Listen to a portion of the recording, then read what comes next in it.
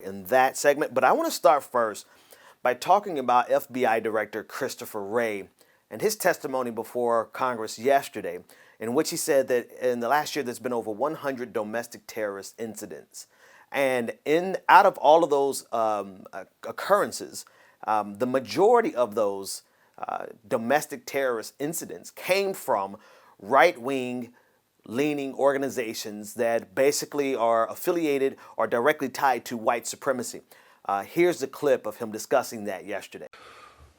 Well, in terms of number of arrests, we have, through the third quarter of this fiscal year, had about, give or take, 100 arrests in the international terrorism side, which includes the homegrown violent extremism. This year.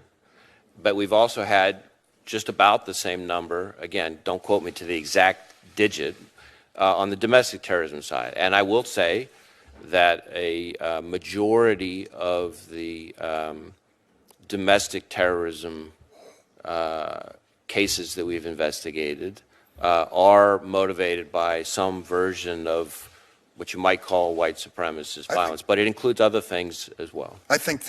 Now, this is something we've discussed quite some time on the show, right? We know just by the sheer volume of news that comes out based on right-wing white nationalist violence, we know that it is more logical to be afraid of someone named Jim Bob in this country than Ahmed, right? We've discussed this for many years.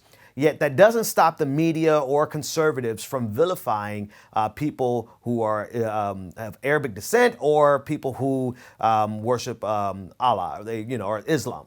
And so it shows you the way they identify in America who's a terrorist and who is not based on actual violence or actual acts of terrorism.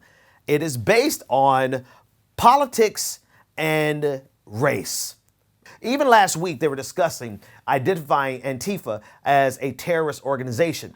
Now, in our lifetime, I have not seen a single incident of left-wing violence that led to the death of someone, except for the death of the shooter, the guy who shot up the congressional baseball practice game, right? No one was killed except the shooter himself.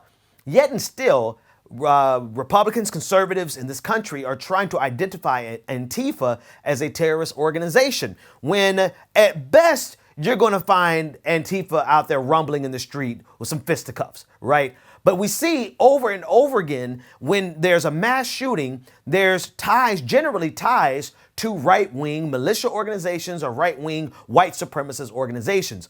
We see with the mass shootings, even outside of this country, the Quebec mass shooting that took place at the mosque was inspired.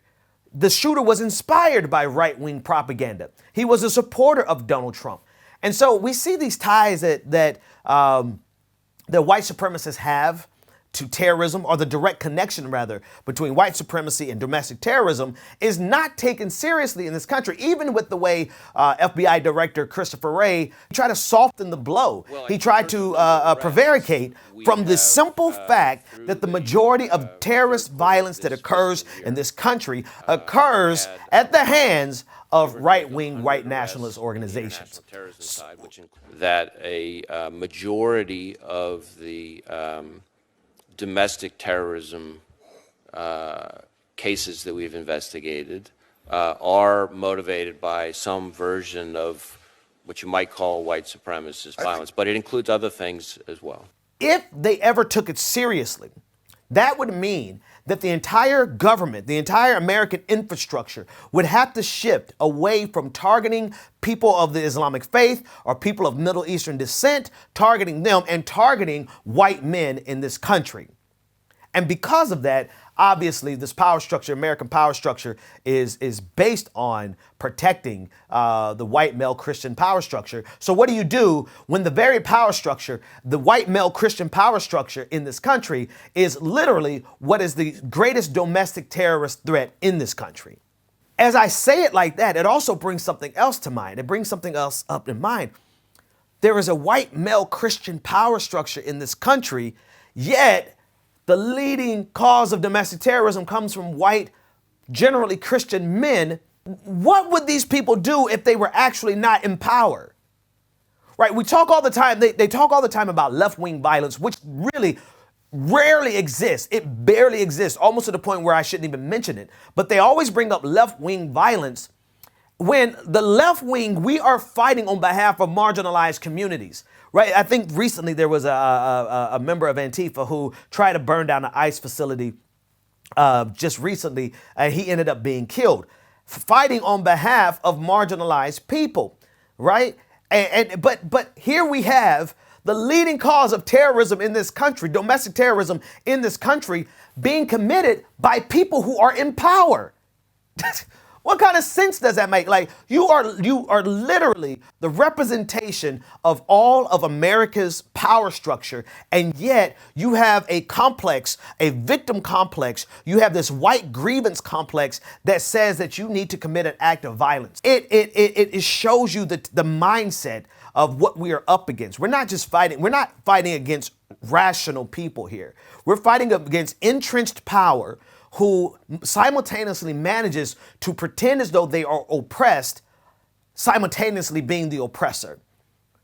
It's almost like it's like a spoiled child on a playground who has the entire playground. The entire playground belongs to white Christian men. The entire playground of America belongs to white Christian men. And yet, if one child of another race, of another gender, of another orientation, of another religion, steps foot on this entire playground, then that child, that white supremacist child, loses his mind and believes that he is now oppressed and white genocide is taking place. And then they lash out with violence. That shows you what America, that shows you what we're actually up against in America. And it's something that we've been cognizant of for quite some time. And yet now we have the FBI director confirming what we already knew. The leading domestic terrorists in this country come from white nationalist organizations, which generally are there to protect the white male Christian power structure in this country.